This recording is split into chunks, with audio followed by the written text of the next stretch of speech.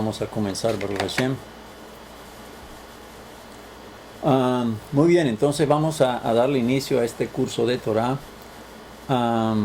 clase número 1, y vamos a considerar, no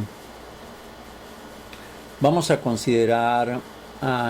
entrar de lleno todavía al análisis, al estudio de los libros, de los 5 libros de la Torah, sino vamos a entrar a un preestudio sobre lo que es la Torah, sobre todo lo que está alrededor de la Torah, para tener una mejor idea sobre qué es lo que estamos nosotros conversando, qué es lo que estamos compartiendo. Entonces, decimos que dice Pirkei Avot, la ética de nuestros padres, Pirkei Avot, los comentarios de nuestros padres, dicen que hagas del estudio de la Torah una práctica fija, es decir, una práctica común, permanente. Habla poco y haz mucho, y recibe a todos con cara alegre. Fíjense ustedes que, pues, sobre todo cuando estamos estudiando Torah, debemos venir con alegría, como me decía alguno de ustedes allí en la clase, que estaban ansiosos, con ansias, con deseos, hirviendo el corazón por aprender de Torah. Y por supuesto con un espíritu alegre, con un espíritu de regocijo. ¿Por qué? Porque recordemos que la Torah es miel a nuestros labios, ¿no? Hashem dijo que Él nos iba a llevar por ríos de leche y de miel. Entonces la Torah para nosotros debe ser algo dulce, algo agradable en nuestros labios. Eso implica alegría, nunca estar tristes atendiendo Torah, porque estaríamos contrariando los principios básicos de la Torah. Entonces, que hagamos del estudio de la Torah algo permanente, algo fijo, algo diario. Siempre estemos meditando en la Torah, como el rey David nos lo decía, y hacer de ese estudio, de ese análisis, de ese pensamiento de Torah, pues nuestra vida diaria. Siempre estar todo lo que hacemos, estarlo girando alrededor de la Torah, de las misbot, de las leyes, de la halajá, etcétera, y de lo que Hashem nos indicó a lo largo de los libros. Y por supuesto, pues nos insta a hablar poco, es decir, dice por ahí el refrán popular que en boca cerrada no entran moscas. Quiere decir que habla mucho, a veces de hablar tanto, de tener la boca abierta, se le mete una mosca que es tan desagradable. Y hagamos muchas cosas, es decir, hacer obras, por supuesto, obras de caridad, hacer lo que la Torah nos manda a hacer, amar a nuestro prójimo, pero acordémonos que el orden está descrito en la manera en que Dios lo señaló. Él no dijo ámate a ti mismo y después ama a tu prójimo, Él dijo ama a tu prójimo como a ti mismo. Es decir, tenemos que esforzarnos por amar a nuestro prójimo, porque al amar a nuestro prójimo estamos indicando que nos estamos amando a nosotros mismos. Si invertimos el orden vamos a encontrar problemas. Y recibe a todos con cara alegre. Es decir, no recibas a nadie con cara de fusil, con guantes en la mano, de ninguna manera. Eso nos dice Pirkei Avot 1.15. Hay 4 niveles básicos para la comprensión, para el estudio de la Torah. Es traído de 4 letras del alfabeto. Entonces ya vamos a mirar cuáles son. Son la letra P, la letra Resh, la letra Dalet y la letra Samech. La letra P, que en español pues la identificamos como la PP de papá. La letra Resh, que la identificamos para rosa. La letra Dalet para dedo o dado. Y la letra Samech para sol, por ejemplo. Pero en hebreo la alianza la forman nuestros sabios para indicarnos que la letra P nos va a hablar algo sobre Peshat, o sea, sobre algo simple. Peshat, algo simple. Resh ya es un nivel enseguida, que es el Remes, o sea, el hint, el que nos lleva a algo, nos sugiere ir a alguna parte. El Dalet, que es un tercer nivel, que es el Derash, que es el que viene uno a encontrar para comparar con lo que me están diciendo algo, y el Samech, que lo relacionamos con la palabra Sod, que Sod significa oculto, secreto. ¿De acuerdo? Entonces, lo aprendemos, nuestros sabios nos lo han enseñado como si fuese en una finca, en una hacienda, en una finca. En hebreo sería pardes, que es lo que formamos nosotros con las palabras que les acabo de decir, con la P de Peshat, con la Resh de Remes, con la Dalet de Derash, y con la Sod con la Samek de Sod, que es el secreto. Entonces, Pardes se refiere a diferentes tipos de enfoque para el análisis, para la exégesis bíblica en el judaísmo rabínico, o simplemente para la interpretación del texto de estudio de la Torá. Debemos, siempre que vamos a hacer algún análisis, algún estudio, y en este caso, en el caso específico de la Torá, pues debemos buscar la manera, ¿cómo vamos a comenzar? Entonces, esa fue la tarea que me di a mí mismo. Y yo me dije, mí mismo, debes comenzar por este lado, porque comienzan a llegarle a uno ideas. Bueno, vamos a comenzar un estudio de Torah, ¿cómo lo vamos a hacer? Vamos a comenzar primero, entonces vamos a arrancar con el libro de Bereshit. No. Entonces comencé a ir analizando, buscando ideas. Entonces dije, no, la manera es esta. Entonces esa es como una especie de exégesis, mirando la manera de ver más fácil, que se ajustase más al desarrollo de nuestra clase, de nuestros compañeros, de nuestros alumnos, para que tuviesen una mejor comprensión. Entonces, de esa manera vamos a encontrar la interpretación del texto bíblico que queremos analizar, porque es mucho lo que nos viene por delante. Entonces, el término Pardes es un acrónimo, como digo, ya formado por las 4 letras del alefato hebreo, que son, vuelvo y repito, Peshat, que significa el modo plano o simple, es decir, lo que estamos leyendo, lo que nos está indicando el verso, la historia, el párrafo de la Torá, es el significado directo, ¿no? El Remes, o sea, las pistas, los hints, los indicios, las sugerencias que nos da eso que estamos leyendo, o lo profundo, o sea, el significado alegórico, oculto o simbólico, más allá del sentido literal. Es decir, ahí vamos como subiendo una escalera, ¿no?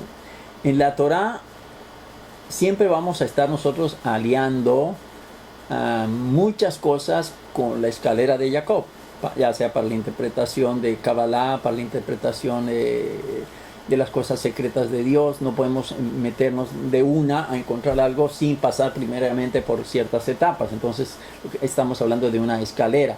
De esta misma manera, esta escalera está aquí representada en el Peshat, en el Remes, en el Derash y en el Sod. ¿Sí? Vamos subiendo. Entonces el primer significado, el primer análisis que podemos hacer es el sentido simple, el que podemos entender la Torá en un sentido simple, la historia que nos está diciendo, ¿no? Y en el principio creó Dios los cielos y la tierra, y Abraham salió de Ur de Caldea, etc. Entonces, ya un sentido plano, simple, que no lleva mucho nada pues que lleve allí escondido, simplemente el sentido, la interpretación, el entendimiento plano, sencillo. El Remes, como digo, son las pistas que nos da, ¿no? A dónde lo podemos nosotros conectar. El Derash, que viene del hebreo darash. Darash también significa como un drash, como un sermón, el que dan los rabinos en nuestras sinagogas. También se deriva de allí. Y el derash es como pedir información, como buscar. Es el sentido comparativo, que es lo que nos trae a nosotros los midrashim, ¿no? Un midrash pues nos cuenta a nosotros historias, fábulas, etcétera, donde se están comparando ciertos eventos para indicarnos, para mostrarnos algo que la Torá nos quiere indicar. Y entonces él lo va a hacer de una manera diferente, ya sea una alegoría, un cuento, una fábula, etcétera, pero nos va a dejar un mensaje. Entonces, siempre buscando con el Derash con sucesos similares, ¿no? Buscando historias que se asemejen o que vayan a dejar algo realmente en relación o con relación al mensaje que está enfocado en el análisis del verso o de la frase que estamos analizando.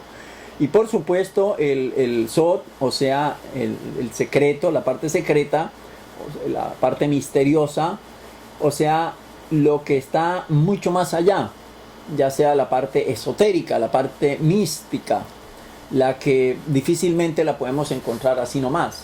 Nos toca que aprender ciertas técnicas, aprender el manejo de muchos elementos que fueron desconocidos para nosotros, pero que son los que nos van a llevar a dar el cuarto paso en la escalera, ¿no? Entonces venimos el primer paso, que es el Peshat, luego damos el segundo paso, que es el Remes, y luego damos el tercero, que es el Derash, y el cuarto paso, que es el Sod, el del misterio, en donde ya nos va a abrir la puerta del misterio, del oculto, del esotérico, de lo que está por allá atrás, ¿no? Y eso, pues vamos a encontrar allí Kabbalah, vamos a encontrar Gematria, vamos a encontrar una cantidad de cosas que realmente es bastante interesante. Esto no es que nos vaya a volver a nosotros pues, a brujos o cosas por el estilo, no. Es decir, es llegar hasta cierto nivel que obviamente son niveles que están vedados a la vista nuestra en un sentido común, en un sentido plano, ¿no? Entonces, eso es lo que tenemos que considerar nosotros para iniciar un estudio de Torah. El estudio de Torah no se puede así a la loca. Vamos a decir el caso de los cristianos o católicos que comienzan sus estudios bíblicos. Hoy, por ejemplo, para ellos es hoy ¿cómo se dice? El estudio dominical o algo así, la escuela dominical creo que se llama. Y comienzan ellos a estudiar de la Biblia, pero pues lo hacen arrancando con lo que tienen allí, es decir, el sentido simple, ¿no? Pero no, ni siquiera se traen a colación bases, fundamentos que dentro del judaísmo pues los conocemos, los analizamos, porque son los que nos van a dar a nosotros como la patadita de la buena suerte para encontrar toda esa riqueza que está a lo largo del estudio de la Torah. Porque en un solo verso de la Torah pues podemos nosotros demorarnos 1 hora, 2 horas y vamos a encontrar ahí una cantidad de riqueza informativa bárbara. Es un conocimiento de Dios inexplicable. Entonces, estos son los cuatro enfoques que se deben considerar siempre para un estudio de Torah. Y para estos estudios, por supuesto, que tenemos que considerar a varios sabios que nos han venido acompañando a lo largo de la historia en todos estos análisis, que a mi manera, a mi estilo, a mi gusto, pues ya ustedes me conocen que les he venido conversando siempre de Rashi y por supuesto de Nachmanides o Ramban. Aunque también vamos a considerar ya algunos aspectos más racionales, como el caso de Maimónides, Rambam, con M. Y otra ayuda que también va a ser en cierta manera frecuente, pero 2 son fundamentales en el estudio que nosotros vamos a hacer, que es con Rashi, Rashi es Shlomo Yisaki, conocido con el acrónimo de Rashi, que se saca de las palabras Rabí, Shlomo, Rash, Isaac, Rashi, que nació el 22 de febrero del año 1040, es decir, en el siglo XI. Es decir, estamos como partiendo la historia después de la destrucción del templo, ¿no? 1040. Y murió el 13 de julio del año 1105, en el siglo XII. Nació en el siglo XI, murió en el siglo XII. Y es considerado Rashi el padre de los comentaristas. Y nos da el Peshat, nos da la interpretación simple, ¿no? De qué es lo que la Torá quiso decir, así nomás, así de simple, ¿sí? Pero para encontrarles el significado simple, pues también él tuvo que haber hecho estudios. No es simplemente, no, que la Torá aquí me está diciendo y Abraham salió de Ur de Kasdim. No, él va a encontrar algo más allá, porque él va a explorar y a ese sentido simple él le va a agregar mucha información. Entonces, en ese Peshat que él nos da, pues nos ayuda a comprender y lo que viene a ser ya importante y un punto de estudio de Torah con el que realmente todos debemos comenzar. Es decir, él siendo el padre de los comentaristas, pues va a ser imprescindible para el arranque de un estudio de Torah. Rashi tiene dos regalos muy raros como comentarista. Uno, que es él se le dio, Hashem lo bendijo a él con el instinto de discernir con precisión el punto en el que es necesaria una explicación. Es decir, él como que leyó algo y me devuelvo.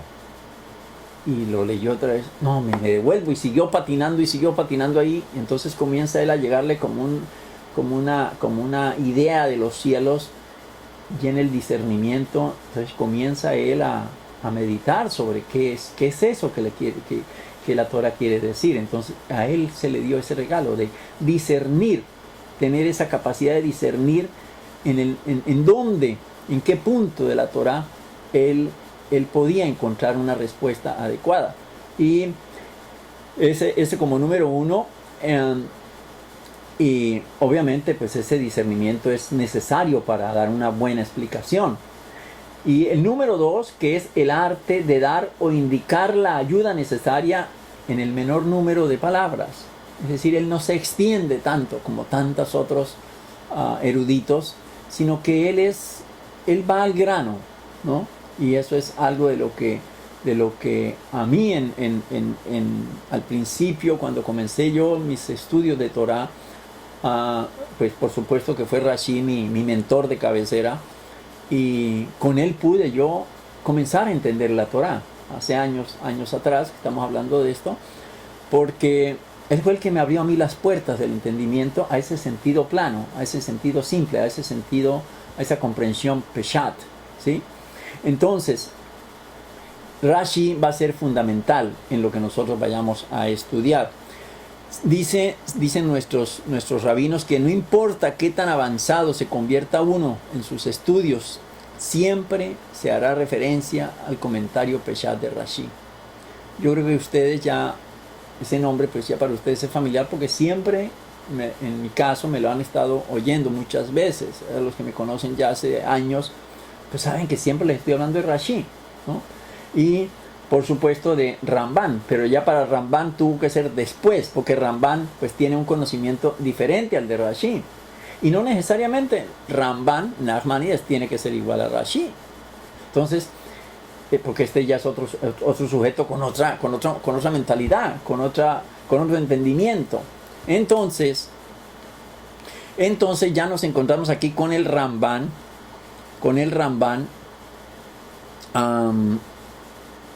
que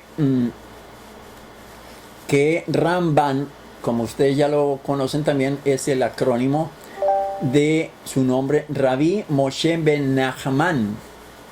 Rabbi Moshe ben Nachman, que generalmente es conocido también como Nachmanides, o también se le conoce como el Geronés o el de Gerona, porque él nació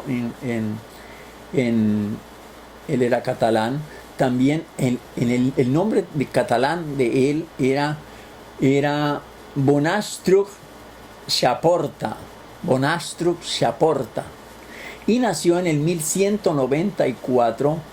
Es decir, ya estamos viendo que Rashi muere en el ¿qué fue lo que dijimos? Él muere en el 1105, y Ramban nace en el 1194, es decir, unos 90 años más adelante.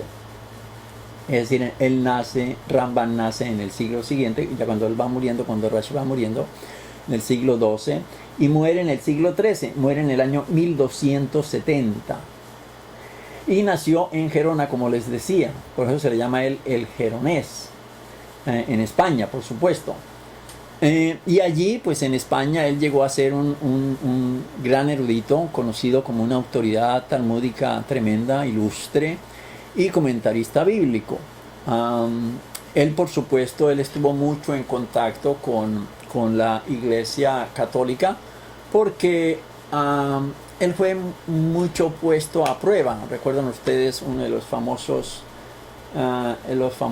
¿cómo se dice?, enfrentamientos que él tuvo con uno que se pasó de las filas del judaísmo, se pasó a las filas del cristianismo y se convirtió en un cura famoso, es decir, renegó de la fe judía para convertirse a la idolatría, y lo llevó a los tribunales delante del rey para hacerle ver que Nachmanides estaba equivocado con relación al Mesías y a la creencia de Dios, porque ya se había envenenado el cerebro pensando que habían tres dioses y que las males del pueblo judío venían era por haber matado al Mesías de ellos y por no haberlo reconocido, por supuesto, ¿no?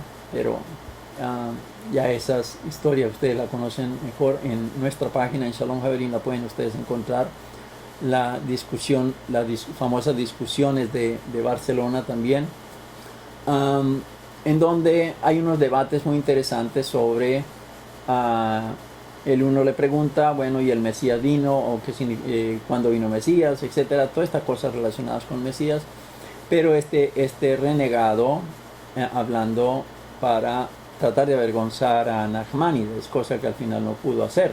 Y Nachmanides pues se cansó porque el hombre no entendía, ¿no?, las explicaciones, y pues simplemente era girando sobre el mismo punto y saltándose cuando se le metía la encerrona. Entonces él se saltaba para coger otro punto, y realmente eso fue, a la final se formó un relajo y no pudo, pues el uno se cansó de explicar y el otro pues no entendió, así de sencillo. Como les digo, Ramban, el Nachmani, es famoso por esas disputas, la disputa de Barcelona, y se dice que Ramban murió en la tierra de Israel, en Acro, a la edad de 76 años. A la edad de 76 años, y su obra principal pues es un comentario sobre la Torá que contiene interpretaciones halágicas, lecciones éticas, alusiones cabalísticas. Para mí él es uno de los grandes Mekubalim, porque conecta la Kabbalah, pues una Kabbalah racional, no esa Kabbalah que se enseña hoy día, que es la de amuletos y cosas y tonterías, sino él trata de ajustar también la ciencia y lo oculto al estudio de la Torá. Entonces por eso me hace genial Ramban. Alusiones cabalísticas, como digo, así como explicaciones literales, en el que con frecuencia, y esto es muy curioso porque uno supondría, bueno, pero él va a estar de acuerdo con su maestro, ¿no?, con Rashi, que había sido una de las grandes lumbreras de ese momento, pues ya 100 años atrás. Pero no, él crea su propia independencia y él comienza a hacer sus estudios, y se dice por allí que realmente él no fue un rabino, él no recibió título de rabino, él no recibió smijá, empezando porque era muy difícil, pero se le conoce como el rabino Moshe ben Nachman. Se decía que él era un maestro de Torah, un moré, pero bueno, lo conocemos como Rabbi Moshe ben Nachman, esto a título informativo. Y por supuesto un gran erudito, estudió Torah, comía Torah diariamente, conforme a lo que abrimos aquí en Pirkei Avot, de hacer del estudio de la Torah algo permanente, una comida diaria. Para Ramban eso era comida diaria, estar estudiando de Torah. Y generalmente él va a estar en contrapunteo con lo que dice Rashi. Él rara vez está de acuerdo con Rashi. Está de acuerdo en algunas cosas, por supuesto, pero cosas fundamentales él no. Él dice, no, yo no estoy de acuerdo con lo que Rashi dice, y ni tampoco a veces con Ibn Ezra, ¿no? Con Ibn Ezra. Ibn Ezra, recuerdan ustedes, es Rabí Abraham ben Meir, también conocido como Aben Ezra, y nació en Tudela. Ibn Ezra nació en Tudela, en Navarra, España. Murió en el año 1167, aparentemente en Calahorra. No se sabe exactamente si fue que murió allá en España, o murió en la Tierra Santa, murió en Roma, etc. No se tiene conocimiento cierto. Lo cierto es que es otro de los grandes, Ibn Ezra. Ustedes lo oyen mencionar mucho también por parte de cualquier rabino, cualquier erudito, cualquier maestro de Torah. Entonces, por supuesto que Ibn Ezra también vamos a estar nosotros conversando tangencialmente, ¿no? Y naturalmente, como les dije yo también, pues por supuesto con Rambam, con Maimónides. Entonces, estos son las lumbreras de las que nosotros vamos a vamos a estar considerando para el estudio de la Torá.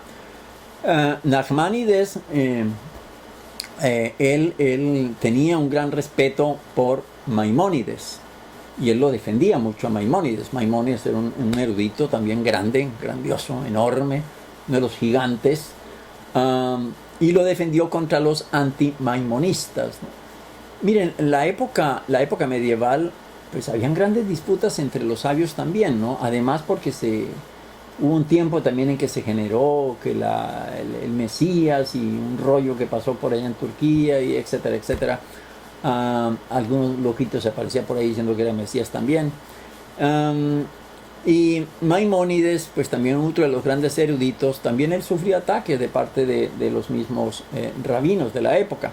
Pero Nachmanides, Ramban, lo defendía mucho porque lo consideraba un gran hombre, una lumbrera.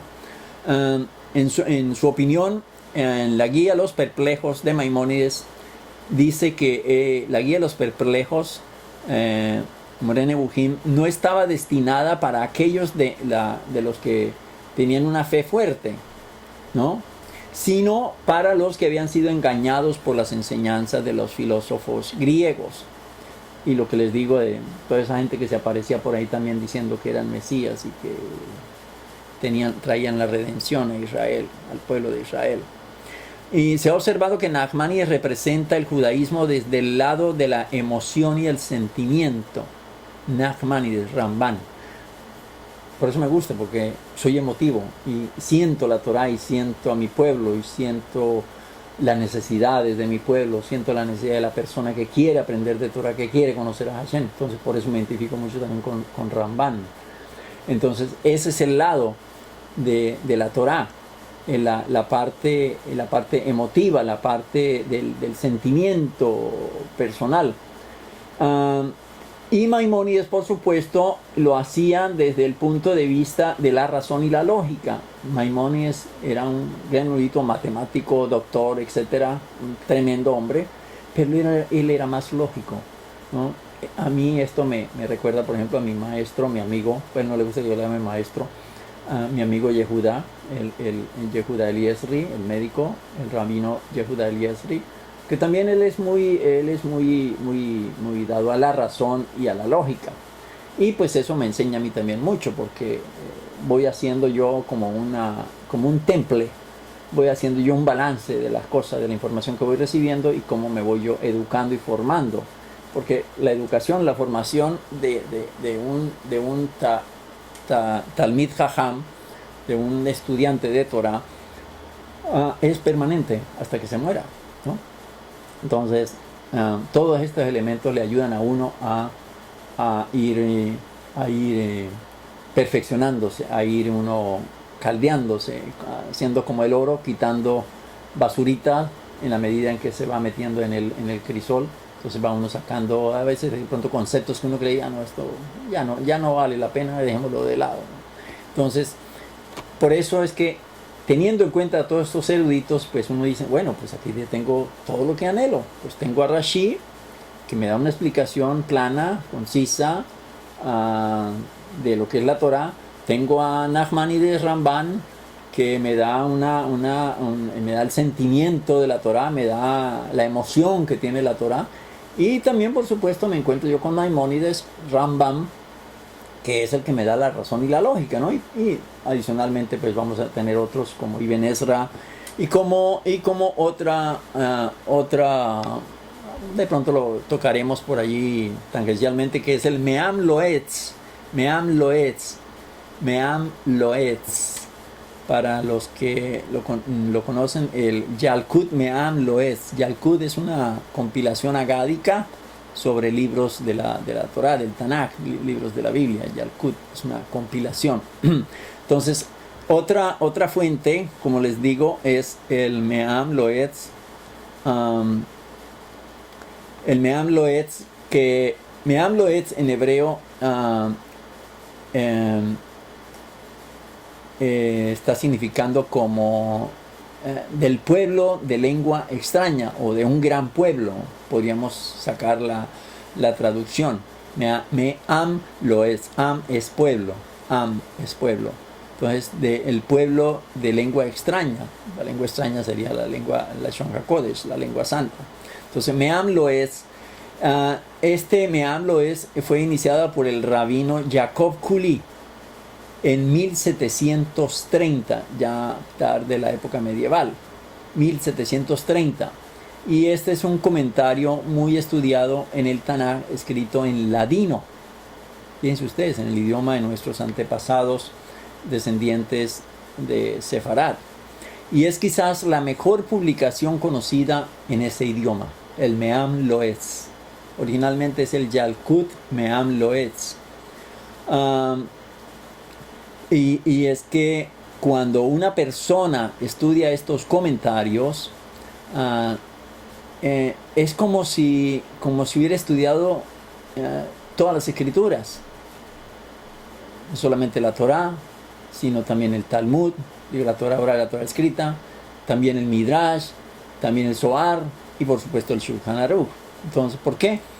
Porque va a traer, ¿no? Va a traer allí información, que es lo que también nosotros tratamos de hacer cada vez que estudiamos cualquier eventualidad en el judaísmo o en la Torah. Siempre tratamos de buscar a Zohar, a Yosef Karo con sus Shulchan Aruch, Maimónides, etcétera, para enriquecer y darle forma, vestir a eso que estamos nosotros estudiando. Entonces, en el Yalkut Me'am Loetz, pues ahí están incluidos todo este tipo de comentarios, es decir, como la síntesis, como el jugo que se extrae de todos esos análisis que hicieron los sabios antiguos. Entonces él los trae allí y los coloca allí, que eso fue lo que hizo el rabino Jacob Kuli, que fue el autor del Me'am Loetz, y fue uno de los más grandes sabios también de la generación. Pero estamos hablando ya de 5 siglos más adelante, después de Rashi, después de Nachmanides y Rambam, por supuesto. Estamos hablando de que Rashi fue en el siglo XI, nació en el año 1040, y aquí estamos hablando de Jacob Kuli, que nació en 1730.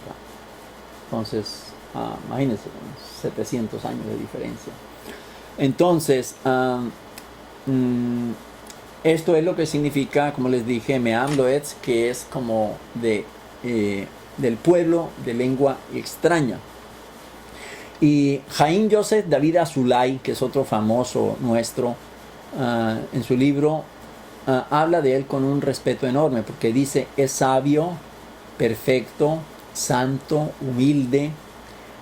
Yo sé la grandeza de la obra de este santo, que es realmente maravillosa.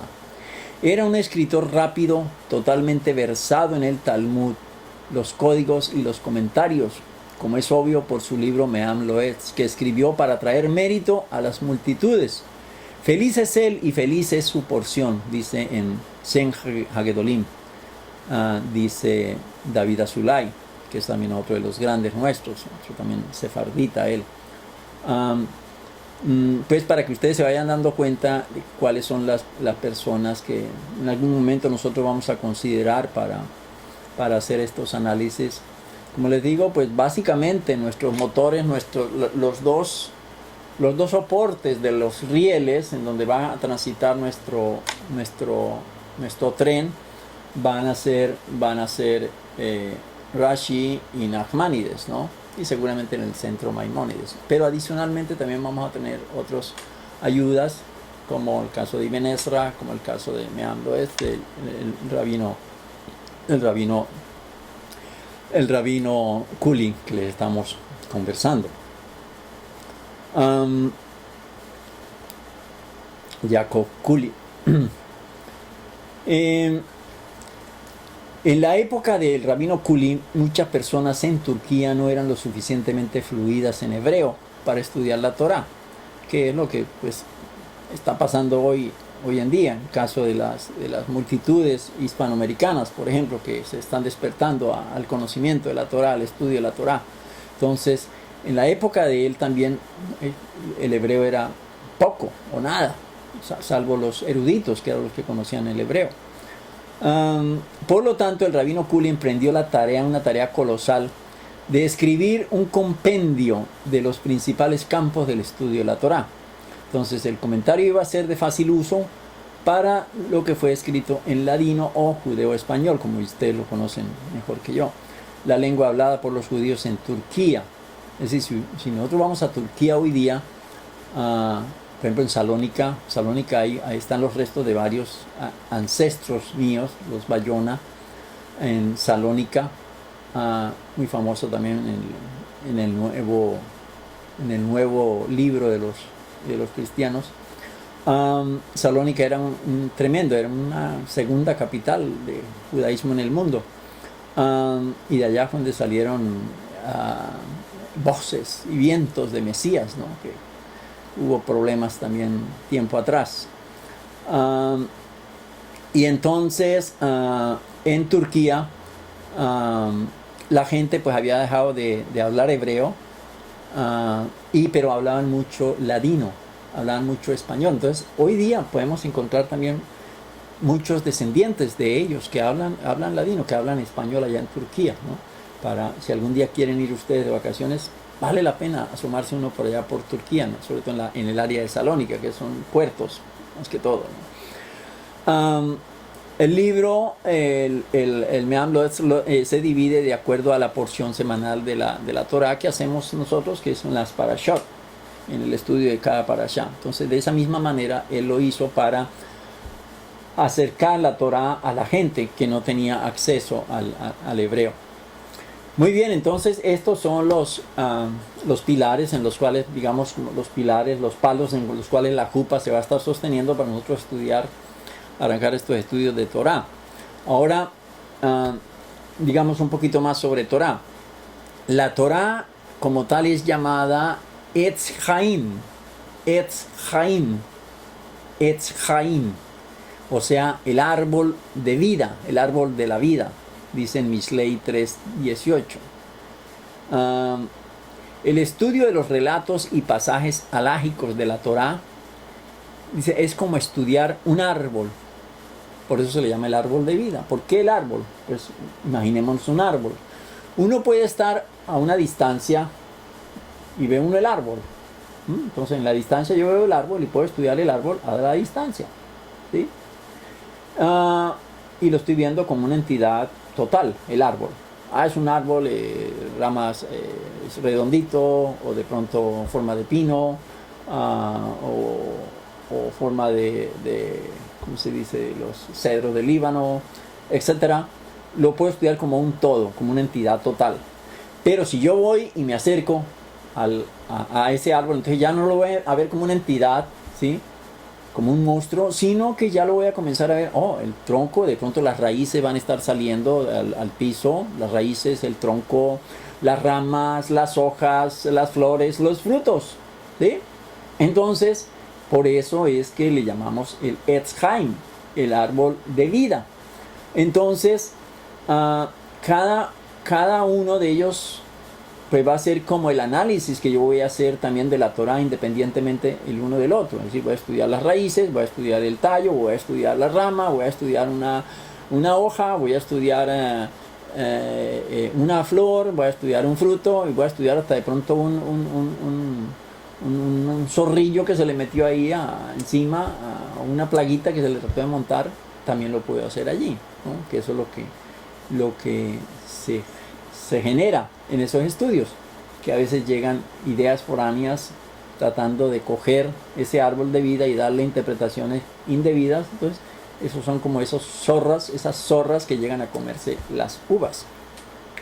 Muy bien, entonces en ningún caso el estudiante, ninguno de nosotros o los sabios que ya han pasado por esta vida, pues ellos podrán haber dicho que entendieron la Torah del todo.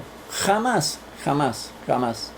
Nunca vamos a tener un conocimiento completo de ese árbol de vida, ¿sí? Si no ven a un árbol, pues bueno, comencemos por aquí, por el principio. Cogemos la raíz, bueno, estudiamos una raíz, pero tiene miles de raíces. Pues el tallo, bueno, pero el tallo tiene ondulaciones, tiene subidas, tiene bajadas. Que una rama, bueno, pero una rama va así, sube, baja. Una rama es diferente a la otra. Una hoja, esta hoja es más grande que la otra, más pequeña, otra más chiquitica. El fruto, etcétera, etcétera. Es decir, eso nos va indicando que es enorme lo que se avecina. Por eso se le llama el Etz Chaim, el árbol de vida. Árbol de vida. El árbol de vida. Etz Chaim. Etz Chaim.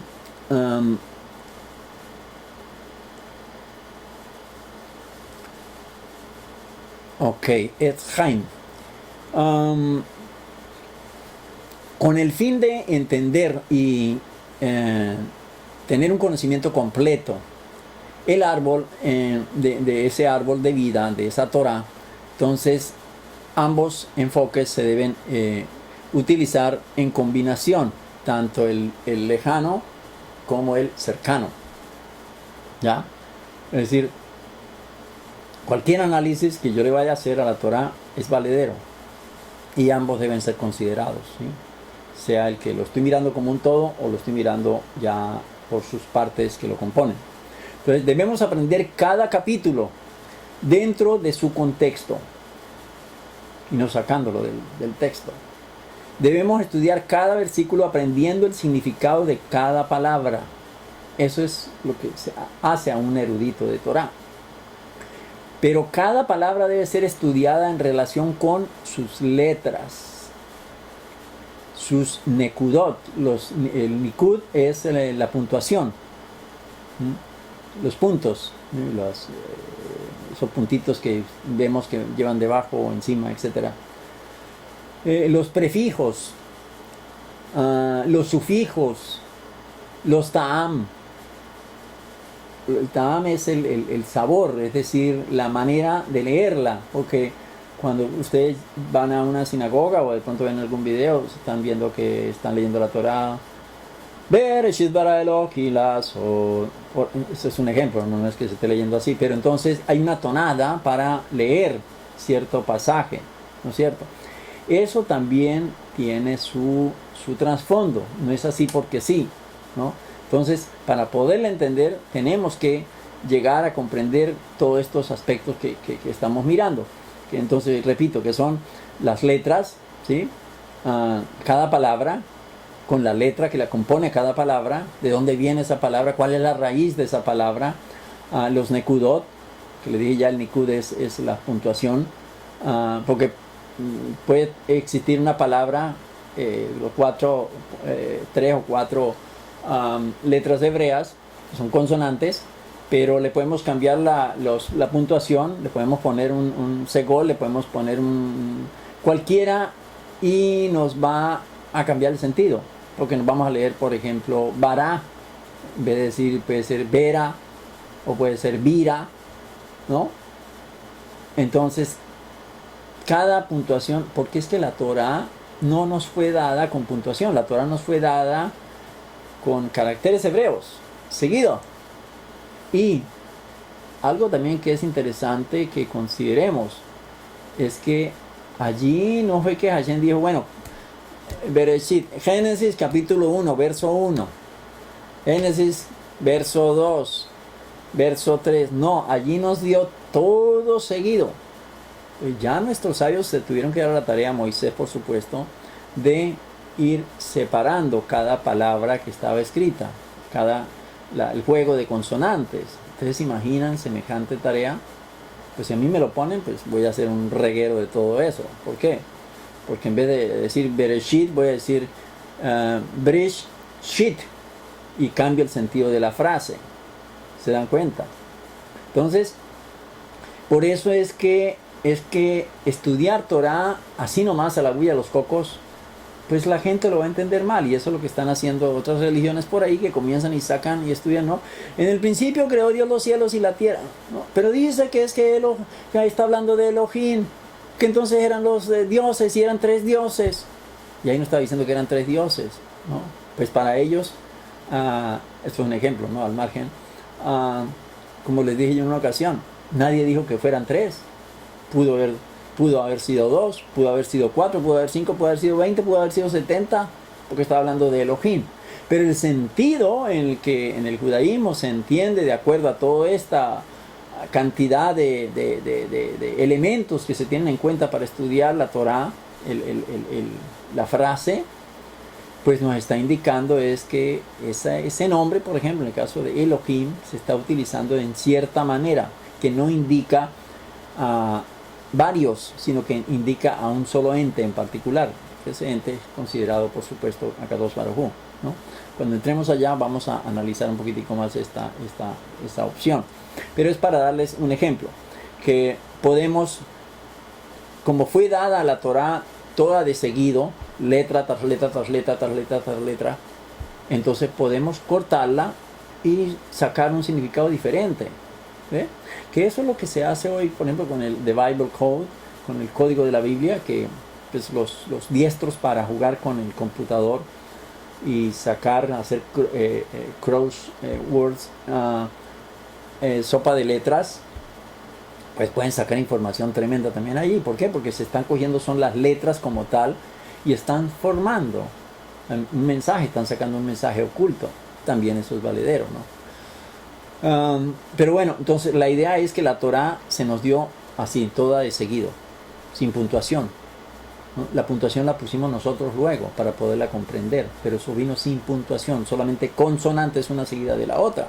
Entonces, imagínense ustedes, tremendo el trabajo que tuvo que hacer Moisés y todos sus sabios. Entonces, todos esos aspectos hay que considerarlos, ¿ya? Entonces, nadie se puede llamar un erudito de Torah o que conoce la Torah si no tiene en consideración todos estos aspectos. ¿Ve? Entonces por eso es que hay tanto loquito por ahí que dicen, no, que Dios me dio el espíritu de revelación y tengo el espíritu de Dios y no sé qué, y entiendo la Torah. A veces me llegan correos a mí, o ustedes los ven allí escritos como comentarios en la Torah, en Bereshit, por ejemplo, en los libros que tenemos publicados ahí en la página. Dice, algunos por ahí aprovechan para hacerse publicidad, y los que tengan interés de conocer sobre Torah, pues escríbanme y dejan un correo allí. Yo los dejo ahí, los pobres loquitos, porque Dios me ha dado a mí un espíritu de sabiduría, yo entiendo la Torah y no sé qué. Ay, Dios mío. Pero hay que dejarlos, cada loco con su tema, ¿ya? ¿No? Y bobo el otro que va a seguir a semejante tontarronería. Pero eso es para que se den cuenta qué es la Torah. Que no es un libro así nada más. Es un libro que tiene muchísimo escondido, muchísimo guardado, ¿no? Muchos secretos que están ahí escondidos como una caja de Pandora, listos para abrirlos y que le salgan a uno al conocimiento de uno. Por eso pues cada día uno está conociendo y conociendo y conociendo, ¿ya? Entonces, todos esos elementos los tenemos que considerar si queremos realmente hacer un estudio real, sincero, honesto de la Torah. Entonces, porque pues por eso decimos que es el Etz Haim, porque cada estas cositas, esos Nekudot, esos Tamim, las coronitas que llevan las palabras, etcétera.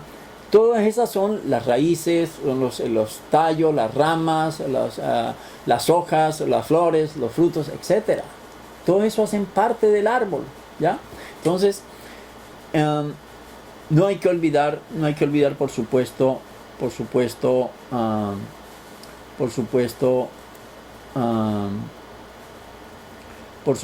estos aspectos. La Torá, pues entendemos que lo conocemos como la instrucción o la enseñanza, Torá. Y es un concepto central de la tradición judía, por supuesto. Tiene un rango de significados, como estos, por ejemplo. Puede significar más específicamente los primeros 5 libros del Tanaj. Puede significar esto más los comentarios rabínicos en él. Puede significar esto más los comentarios de la narración que continúa desde Génesis hasta el final del Tanaj, ¿no? Considerado, ¿no? Porque la Torah muchas veces la consideramos no solamente los 5 libros de Moisés, sino como toda, hasta el final, hasta Malají, ¿no? Incluso puede significar la totalidad de la enseñanza y la práctica judía, todo absolutamente, ¿ya? ¿Por qué? Porque de pronto un profeta nos va a dar luces sobre algo que estaba en la Torah, ¿no? Común a todos estos significados, la Torah consiste en la narración fundacional del pueblo judío. ¿Por qué? Porque aquí en la Torah es donde se le da vida al pueblo judío. Cuando Dios llama a Abraham, vino de Ur de Caldea y a través de él forma ese pueblo, que es el pueblo que hoy día está dándole pega al mundo, tratando de enseñarle Torah, tratando de que la gente no pierda la noción de que hay un creador, de que hay que respetarlo, que puso normas y hay que respetar esas normas. Este pueblo, por supuesto, que fue llamado a la existencia por Akadosh Baruj Hu. No fue un pueblo que dijimos vamos a fundarnos como nación, como dijeron los eslavos o los británicos o los sefarditas, los de Sefará, los de España, lo que sea. No, este es un pueblo que Dios le dijo, voy a formar un pueblo. Este pueblo bendecido por Dios, el pueblo judío. Y obviamente que es el libro en donde va a mostrar pues la existencia del pueblo, por supuesto, las tribulaciones, sus pruebas y el pacto que hizo con su Dios, con Akadosh Baruj Hu, que lo envuelve en una forma de vida plasmada en un conjunto de obligaciones religiosas y leyes civiles, o sea, esas leyes que es lo que conocemos como la halajá. Entonces, todo esto, toda esta Torah, o entendida como Tanaj en general, que los profetas y esto es como la consecuencia de la Torah, pues es sencillamente para darle vida a un pueblo, descendiente de Abraham, descendiente de Isaac, descendiente de Jacob, gusano de Jacob. Ese gusanito de Jacob somos nosotros. Y donde pues, está mostrando la decadencia, la subida, la bajada, la subida, la bajada, etc. Todas esas tribulaciones que el pueblo judío ha venido desarrollando a través de la historia. Entonces, eso es la Torá. Y, por supuesto, pues el compendio de todas las leyes por las cuales el pueblo judío se ha venido rigiendo y se regirá hasta que pues, Hashem decida cambiar este mundo, acabarlo, formar otro, qué sé yo, y mandarnos para el mundo venidero. Entonces, esto es Torah, pero como estamos mirando, pues no es sencillamente Torah, no es sencillamente instrucción, no es sencillamente enseñanza, es mucho más que eso. Entonces, en su sentido más específico, se trata de los primeros 5 libros, como digo, o sea, lo que conocemos como el Pentateuco, Penta 5, ¿no? Escrito en hebreo bíblico, o sea, el Lashon HaKodesh, la lengua santa. Los nombres de cada uno de estos libros en hebreo se han tomado de la primera frase de cada libro. Vamos a mirarlos.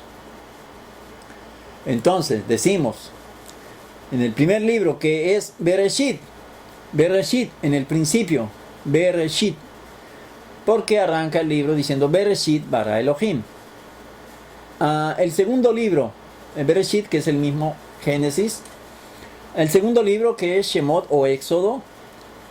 Shemot porque narra ya los nombres de las personas que hacen parte de toda esta historia. Lo que en español conocemos como Éxodo, o secularmente lo conocemos como Éxodo. ¿Por qué? Porque se básicamente relata el Éxodo, la salida de Egipto, del pueblo de Israel de Egipto hacia el desierto, hacia la tierra de Canaán.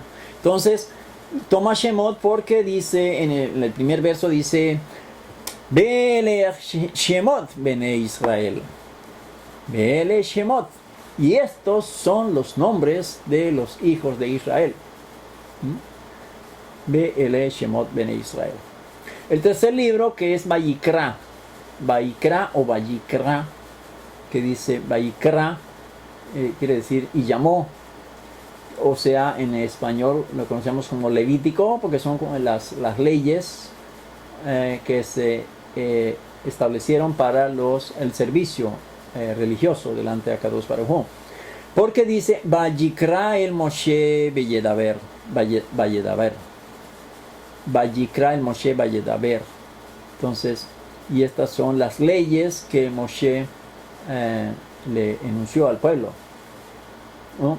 Este es el comienzo del verso. Entonces de ahí es donde se toma. En el caso de Bamidbar, en el desierto, Bamidbar, Midbar significa desierto. En español, en el sentido secular, se conoce como el libro de Números, porque básicamente relata como la ascendencia, ¿no? Las conexiones de los padres, los hijos, etcétera, toda la descendencia que se narra en la Torá. Entonces, pero realmente es como un recuento de lo que se vivió en el desierto. Bamidbar o Bemidbar también a veces se escribe. Porque dice, Vayedaber Adonai el Moshe Bamidbar Sinai. Vayedaber Adonai el Moshe. Y esto fue lo que le dijo Adonai a Moshe en el desierto de Sinaí. ¿Ya? Entonces por eso tomamos el nombre de Bamidbar. Y el último libro, el quinto libro, que es como la recopilación, como el recuento de todo lo anterior, que se llama Devarim. Devarim significa las palabras, o sea, lo que conocemos como Deuteronomio. Y es porque se tomó del primer verso que dice Ele Hadevarim Asher Diber, etcétera, etcétera. Ele Hadevarim. Entonces es tomado del principio del verso en hebreo, por supuesto, de cada uno de los inicios. Vuelvo y repito, que es de estos compendios, de estos 5 compendios. En la literatura rabínica, la palabra Torah denota tanto estos 5 libros de la Torah, o sea, la Torah Sheviktav, o sea, la Torah escrita, que conocemos como la Torah escrita, y la Torah Sheva al Pe. Sheva al Pe. Pe significa labios, la labial, la de la boca. O sea, la Torah que se habla, la Torah que se transmitió por la boca. Entonces, en la literatura rabínica, la Torah no es solamente la que conocemos como los 5 libros, sino la tradición también, la Torah Sheva al Pe. La Torah oral Sheva al Pe consiste en las interpretaciones tradicionales y ampliaciones, todo lo que se amplía y en lo que se interpretó de lo que la Torah escrita estaba sosteniendo, que fueron dichas boca a boca, de generación en generación, y que no se pudieron mantener ya después de la destrucción del templo, sino que a partir de ese momento se decidió condensarlas en un tratado que es lo que conocemos como el Talmud, que el Talmud es la composición de 2 elementos, que uno es la Mishnah, que son estas tradiciones, esta Torah Sheva al Pe, esta tradición, y la Gemara, la Mishnah y la Gemara, que la Gemara son los comentarios de los sabios de la época esa, desde el año 100 en adelante, que consideraron a los comentarios de otros sabios más anteriores. Entonces todos esos comentarios es lo que conocemos como la Gemara. Entonces la Gemara más la Mishnah, ¿sí? La Mishnah nos está diciendo esta tradición. Entonces estos sabios comentaron sobre lo que esta tradición está diciendo. Y esto se refiere a esto. Y no, el otro dice, no, esto se refiere a esta otra cosa. Y el otro dice, no, eso se refiere a esto. Entonces son comentarios que están ellos dilucidando sobre algo que la Mishnah nos está diciendo. Entonces, vamos a encontrar 3 opiniones o 4 opiniones, ¿ya? Entonces no necesariamente pues vamos a hacer esos robots o Vicentes que van a caminar porque vean a la gente. No, lo que estamos viendo que hay 3 opiniones, 4 opiniones, pues tenemos ese derecho, esa libertad de tener nuestra propia opinión. Entonces, si ellos lo hicieron, nosotros tenemos ese mismo derecho de tener una opinión sobre algún aspecto que la Torah nos está diciendo, pero obviamente teniendo materia, teniendo ground, teniendo terreno para hacerlo. Entonces eso es lo que el Talmud nos viene a indicar. Talmud es igual a 2 aspectos, Mishnah y Gemara, como vuelvo y repito. Entonces y por supuesto que también debemos considerar el Midrash. Midrash, pues que son ya las historias, cuentos, fábulas de nuestros sabios que nos dijeron para ilustrar algún evento que en la Torah estaba referido. Bien pudo ser cierto, bien pudo no ser cierto, simplemente fue una parábola, fue una historia, fue una fábula o lo que fuera, para ilustrar algo, para darle fuerza y que ese concepto quedara en la mente de la persona que está estudiando la Torah, ¿ya? Entonces, son elementos que hacen parte, que hacen el juego de esta Torah, como les estoy diciendo. Entonces, según la tradición religiosa, todas las enseñanzas contenidas en la Torah, tanto escrita como oral, fueron dadas por Dios a Moisés. Algunas de ellas en el monte de Sinaí y otras en el tabernáculo. Y todas las enseñanzas fueron escritas por Moisés que resultaron en la Torah que tenemos hoy. Entonces, hay algunos debates sobre ese particular. Bueno, pero que entonces el final del libro de la Torah, que no lo escribió Moisés, que lo escribió fue Yehoshua ben Nun, etc. O que Moisés lo escribió anticipando su muerte, etc. Es decir, hay mucho análisis sobre eso. Lo cierto es que la Torah le fue dada a Moisés. Según el Midrash, la Torah fue creada antes de la creación del mundo y fue utilizada como modelo para la creación. Y por aquí tenía algo del Midrash que dice, por ejemplo, en Midrash, entrando al estudio de Bereshit, bueno, así como para tenerlo de entradita, dice lo que precedió a la creación del universo. Dice, antes de la creación del universo, Hashem trajo a la existencia siete conceptos que son esenciales en el funcionamiento del mundo. 7 conceptos. Que son, número 1, la Torah. Número 2, la Teshuvah. Sin la Teshuvah, pues no podemos acercarnos a Dios. La Teshuvah es el cambio de actitud frente a Dios, el arrepentimiento. El Gan Eden, tercero, el Gan Eden, o sea, el jardín del Edén. El 4 es el Geinom, o sea, el lugar de reposo de las almas.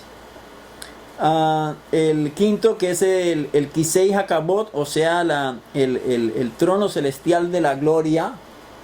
El trono celestial de la gloria, el Kisei Hakabot.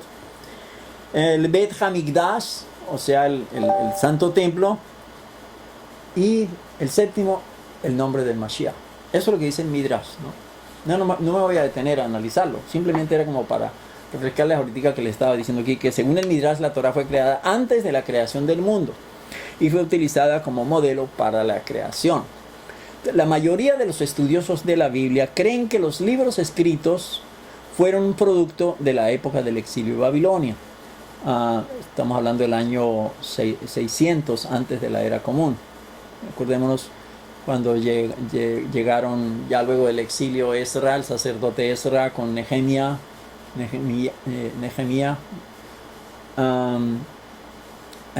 alrededor del año 600 antes de la era común. y que fueron completados durante el periodo persa hacia el año 400, es decir, 200 años después, hacia el año 400 antes de la era común, antes de la era común.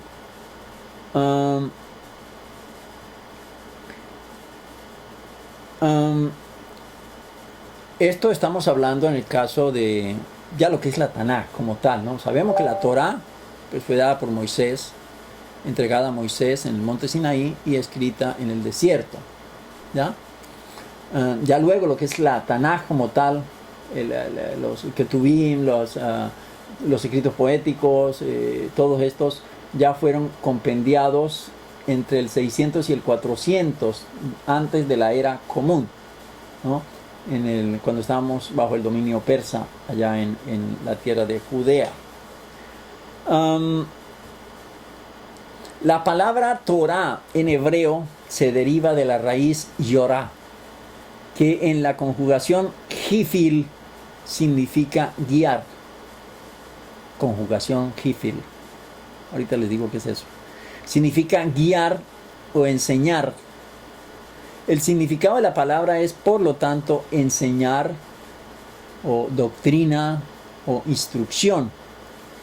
Y la palabra ley como tal, pues realmente ya vino a adquirir un carácter como peyorativo. Y da como una impresión equivocada. Entonces por eso ustedes oirán hablar muy poco acerca de un rabino, maestro de Torah, como el libro de la ley. ¿Por qué? Porque inmediatamente pues lo vamos a asociar con lo que dicen los paganos, los idólatras respecto del libro de la ley de Moisés, ¿no? El libro de leyes que ni siquiera podemos nosotros cargar, y toda la cantidad de tonterías que dicen sobre el particular. Entonces les decía sobre ifil.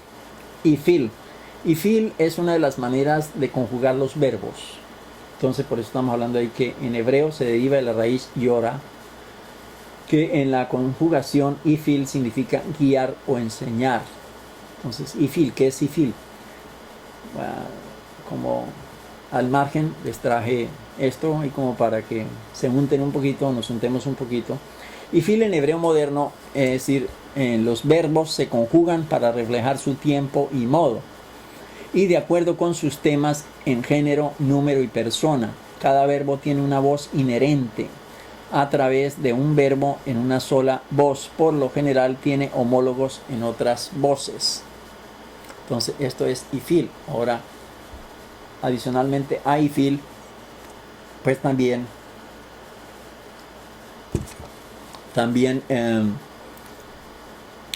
los verbos hebreos se conjugan según patrones específicos llamados binyanim, o sea, construcciones, donde las vocales y los afijos son introducidos en tres letras, por supuesto son consonantes, ¿no? Que se llaman shorashim, o sea, esas shorashim son raíces, son básicamente esas raíces de las cuales se desprende el idioma hebreo, de la que se construyen la mayoría de las palabras hebreas. Hay 7 binyanim, que son los básicos. La raíz tradicional es pa'al, que tiene el significado básico de acción o hacer, como en el caso nuestro, el caso de los verbos nuestros, que es el de, o en inglés sería el do, to do, ¿no? To do es hacer, es ser y hacer. Entonces es lo mismo también en el hebreo, ¿no? Es como el patrón de los verbos, ¿no es cierto? Entonces el significado de este también es el de la acción o el de hacer. Entonces otras formas de conjugar son, hay como tres maneras, que son la activa, la reflexiva y la pasiva. No vamos a entrar en aprender hebreo ahorita, pero es como para que tuvieran una idea, porque hace por lo menos tener una luz, ¿sí? ¿Qué es lo que me están diciendo? Entonces hay 3 maneras, que son la activa, la reflexiva y la pasiva. En las activas está pa'al, y está piel, y está hifil, de que les estaba hablando, que es de donde la raíz que viene la Torah, Yorah. Y la reflexiva, que es Hitpael. Y en las pasivas, que son 3 también, que son la Ufal, Pual y Nifaal. Esas son las 7 formas de conjugar los verbos. Formas activas, reflexiva y pasiva. ¿Ok? Bien, el término Torah se utiliza en el sentido general para incluir tanto a la ley escrita del judaísmo rabínico y la ley oral, que sirve para abarcar todo el espectro de las enseñanzas autorizadas dentro del judaísmo por todo lo largo de nuestra historia, incluyendo la Mishnah, el Talmud, el Midrash y todavía mucho más, ¿no? Siguen produciéndose, hasta el día de hoy se siguen produciendo muchos documentos, mucha halajá se sigue modificando también. Y la representación inexacta de la Torah como ley puede ser un obstáculo para la comprensión del ideal que se resume en la expresión Talmud Torah, o sea, el estudio de la Torah. Por eso cuando hablamos de ley, pues ya allí como que, no, estos son leyes. Entonces ya lo vamos a encasillar como no hagas esto, no hagas aquello, no hagas lo otro. Y no, es sencillamente como enseñarme a vivir adecuadamente, pero no considerando la ley. Hay leyes, por supuesto, pero hay consejos, hay maneras, hay explicaciones en las cuales yo voy a entenderla. Entonces, si vamos a decir el libro de la ley, inmediatamente ya lo estamos poniéndole cara amarga, cara fea a la Torah, y no es correcto, porque la Torah es mucho más que ley, es mucho más que ley, es el modo de vida de cualquier ser humano que quiere verdaderamente vivir una vida conforme a Kadosh Baruj Hu, el creador del universo, así lo ha establecido. Entonces, para el estudio de la Torah, pues algunos de nuestros sabios se han aventurado a establecer reglas. Hay uno de los sabios que estableció 32 reglas.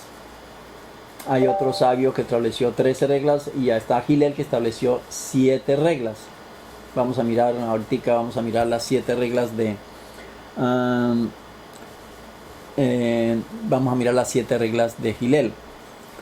Como dijimos anteriormente, cuando estudiamos Torah en todo el contexto general, es decir, no solamente los 5 libros de Moisés, sino los 5 libros de Moisés, Yehoshua, jueces, reyes, profetas, Ketuvim, los salmos, proverbios, etcétera, etcétera, etcétera. También vamos a incluir Zohar, vamos a incluir Kabbalah, vamos a incluir, porque hacen parte del todo en el judaísmo. ¿Comprenden? Porque el Zohar va a depender de la Torah, la Gematria va a depender de la Torah. Todo lo que se genere posteriormente a la Torah tiene que depender de la Torah. Si no depende de la Torah, no pertenece al pueblo judío. Es un engendro, ¿ya? Entonces, hace parte de la Torah. No literalmente, pero tomado en conjunto, ¿ya? Porque es hijo de la Torah, ¿ya? Midrash, la Mishnah, como dijimos, la Gemara es parte de la Torah Sheval Peh. Entonces todo esto hace parte, es la Torah Sheval Peh, ¿no? Si lo queremos considerar dentro de, bueno, ¿en qué lado está? Dentro de la Torah Sheviktav, la Torah escrita, o la Torah Sheval Peh. Bueno, la Torah escrita, pues sabemos que es los libros que Moisés escribió, que le fueron dados por Hashem en el monte Sinaí y que él escribió en el desierto. ¿Ok? Right. Torah Sheval Peh. Entonces viene siendo pues la Mishnah, la Gemara, viene siendo también diríamos que los libros de los jueces, los libros de los reyes, los salmos, todo esto, porque hacen parte de lo que se desprendió del Sinaí, de la Torah que le fue dada a Moisés, entonces hasta nuestros días. Entonces todas estas cosas, todos estos libros, todos estos tratados también hacen parte de esa Torah Sheval Peh, de esa tradición judía que ha venido por años. Entonces, hay 7 reglas, como les decía, que las enumera nuestro sabio Hillel. Hillel, que vivió alrededor del año 130, 140 antes de la era común, que fue el nací del Sanedrín allá en la Judea. Una es la Kal Vahomer, que es el argumento que lo motiva. Si una norma o un hecho se aplica a una situación donde hay relativamente pocas razones para que se aplique, sin duda se aplica en una situación en la que hay una razón más para que se aplique. Por ejemplo, en el verso Moisés dice,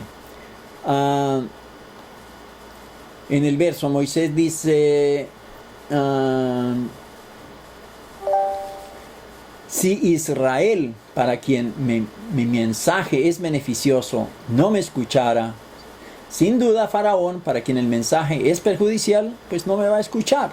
Eso es lo que dice Mizrahi, el Siteh Jajamim.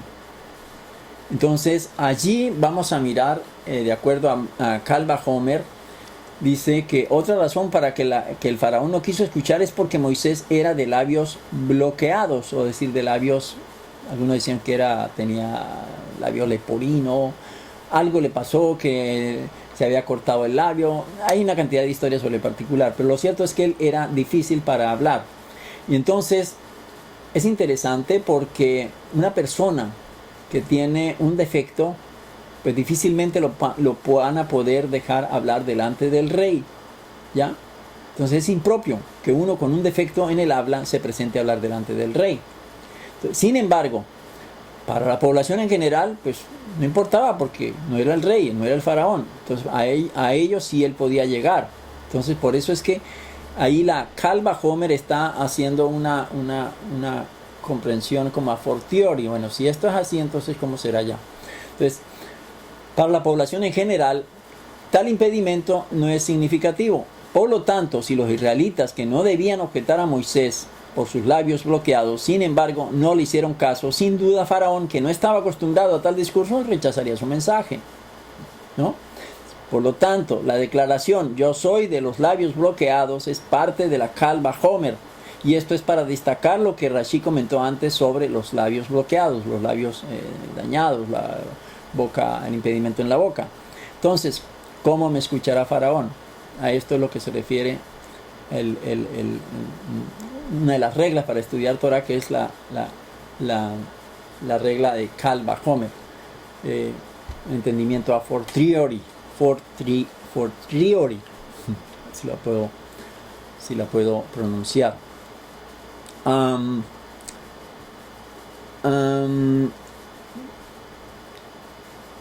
¿Qué más tenemos? El Midrash Rabbah sobre Génesis 42:7 dice: y cuando ellos se habían ido fuera de la ciudad, ¿no es esta en la que bebe mi señor? Etcétera.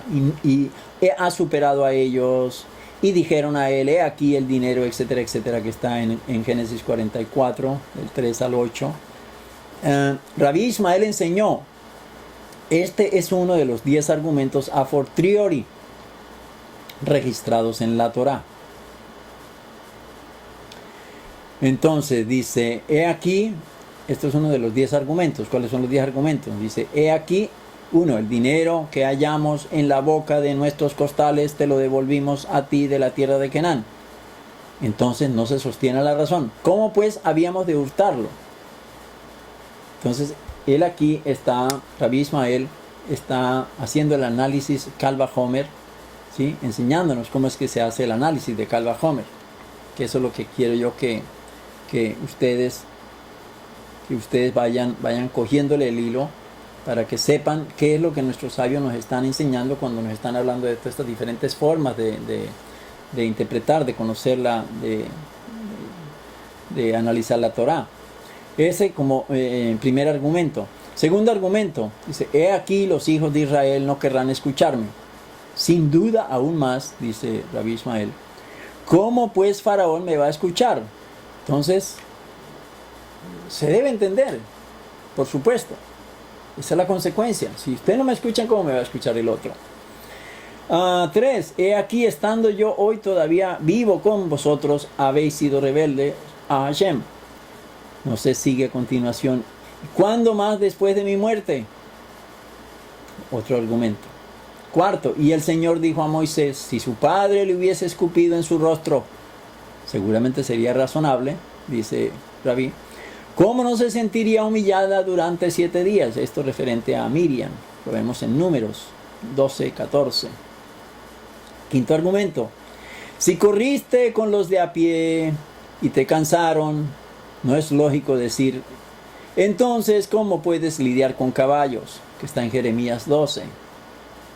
Sí, estos son argumentos que vayamos nosotros realizando.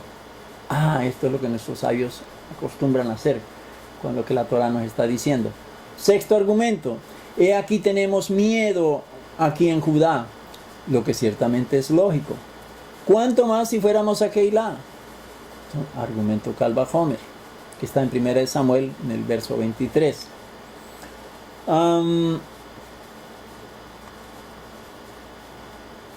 Y si en la tierra de paz no estaba seguro, es decir, estaba superado, si todavía no tenías ni por qué quejarte, pero si te sentías inseguro allá, en la tierra de paz, no es lógico preguntar, ¿cómo harás en la presura del Jordán? Quiere decir, la presura del Jordán es decir, ya en las fronteras con las otras naciones, que está en Jeremías.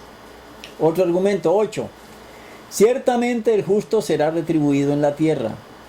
No se sigue. ¿Cuánto más el impío y el pecador? Que está en Proverbios 11. Entonces, una está conectando a la otra, es decir, Kal Vajomer nos está indicando algo que está como a fortiori, entendido a fortiori. 9. Y el rey dijo a la reina Esther, los judíos han matado a 500 hombres en el castillo de Susa. Pues entonces es lógico pensar, ¿qué habrán hecho en las otras provincias del rey? Que está en Esther 9. Otro, 10. He aquí que cuando estaba entera, no servía para obra alguna. Seguro que es lógico argumentar, cuanto menos después que el fuego la hubiere consumido y fuere quemada, ¿servirá más para obra alguna? Esto se está refiriendo a Jerusalén, que está en Ezequiel. ¿Ven? Entonces, son argumentos Kal Vajomer. Hay 10 argumentos Kal Vajomer enumerados en Bereshit Rabbah, que aparecen en la Torah citados por Rashi. Y son los siguientes. En Éxodo 6:12, pueden anotar para luego estudiarlo. En Números 12:14, en Deuteronomio 31:27, en 1 Samuel 23:03, en Jeremías 12:05, hay 2 argumentos, en Ezequiel 15:05, en Proverbios 11:31 y en Esther 9:12. Estos son los 10 argumentos Kal Vajomer.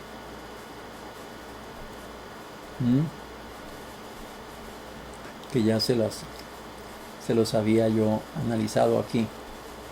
Para que ustedes tengan esa lista.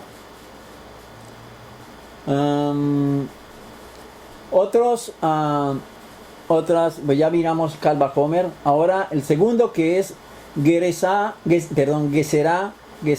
Shavá,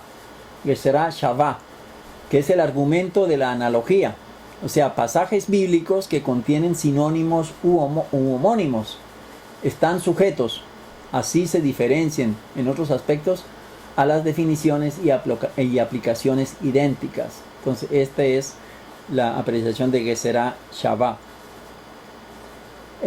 Otra, que es la Binyan Avmi Hatub Ehad, o sea, la aplicación de una disposición que se encuentra en un pasaje solo a pasajes que se relacionan con el primero en el contenido, pero no contienen la disposición en cuestión. Entonces, son cómo coger una situación y confrontarla con otra, ¿no? Entonces ya eso es lo que estamos aprendiendo, por analogías, porque una cosa me lleva a la otra. Entonces son las que estamos mirando. Kal Vajomer, Geserá Shavá, Binyan Hami Ketubim, Minyan Av Mi Shene Ketubim, el mismo que el precedente, es decir, el mismo que el anterior, de Minyan Ketubim, salvo que la disposición se generaliza a partir de 2 pasajes bíblicos. La quinta, que es Kelalu Peret Peradu Kelal. Kelalu Perat y Perat Ukelal. O sea, la definición de lo general por lo particular y lo particular por lo general. Entonces, conclusiones que me llevan hacia un lado. Sexta, Kayoshe Bomi Makonaer. Similitud en contexto a otro pasaje de las Escrituras. Se los voy a colocar acá. Similitud en contexto en otro pasaje de las Escrituras. Es el Kayoshe Bomi Makonaer. Davar Halamed Me Inyano. O sea, la interpretación deducida a partir del contexto. Interpretación a partir del contexto. Así pues que estas son las interpretaciones que nos dejan los argumentos que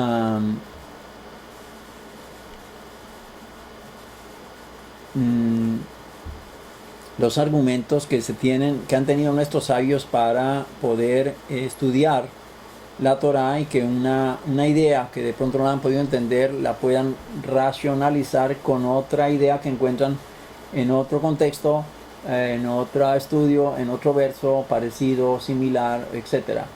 ¿Ya? Entonces son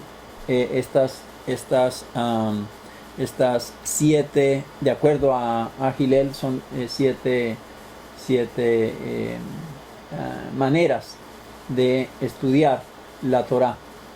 Como les digo, la Kalva Homer, la Gesera Shavá, la Vinyana Min Katuv Echad, Vinyana Mishene Ketuvim, Kelalu Perat, y Peradu Kelal, Kayoshe Bomi Makonaher, Davar Halamed Me Inyano. Así pues que con esto, pues yo creo que ustedes y nosotros podemos ir avanzando en el estudio de la Torah. Y lo que nos resta ahora en este momento, pues es decirle a nuestro Padre Celestial que está en los cielos: Padre nuestro, Padre misericordioso, que actúa compasivamente, ten piedad de nosotros y pon comprensión en nuestros corazones para comprender y aclarar, para escuchar, para aprender, para enseñar, para proteger, para llevar a cabo y de cumplir todas las palabras del estudio de la Torah con su amor. Amén y amén. Esto pues por esta primera clase. Espero que hayan tomado nota y para que sigamos adelante en esta introducción que seguimos nuestra próxima clase. Seguramente vamos a seguir tomando algo más de introducción para ya teniendo ya los elementos a la mano, cómo es que nuestros sabios nos van a entregar la información que vamos a tener, de dónde la sacaron, cómo la estudiaron y por qué la estamos recibiendo nosotros. Entonces básicamente eso, es decir, es esa plataforma, ese trampolín que estamos haciendo de tener toda esta introducción, todos estos elementos para llegar al punto de que queremos llegar.